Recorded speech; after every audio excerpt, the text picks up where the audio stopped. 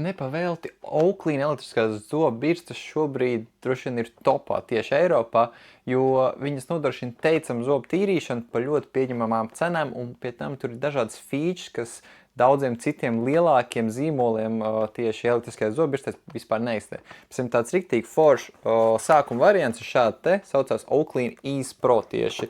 Un es svarīgi tieši skatīties to, kur ir Pro, jo ir arī vienkārši Ease versija, tai gan jauda ir stipri mazāka, viņa nebūs tik laba, bet šī Pro, viņa jau jauda ir gandrīz tikpat, cik krūtākiem modeļiem, kas šai zobu birstei ir forši. Es varbūt parādīšu, kā viņi izskatās dzīvē. Rekur, šitā te viņa izstās, viņa nāk ar šādu te ceļojumu vāciņu jau komplektā. Ikdienā mēs viņu varam šādi uzsprost virsū, lai nepazaudētu.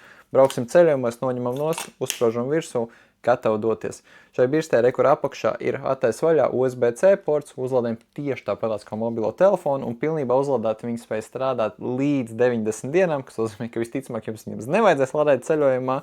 Un šai zobu birstē ir pavisam vienkārši viena poga, un sākumā ātrāk nospiežot var pamainīt tos tīrīšanas režīmus uz citu, tur kopā 5 režīmi, bet principā jūs izmantosiet to vienu, kurš jums iepatiksies vislabāk, un kas viņai forši, tajā režīmā, kur jūs viņu atstāsiet pēc tās pirmās reizes, viņa tajā arī tīrīs nākamreiz, ja vien atkal nesāksiet ātrāk spēdīt to pogu un nenomainīsiet uz citu režīmu. Bet principā vienalga, kur režīmu jūs izmantosiet, viņi visi ļoti labi noņem aplikumu.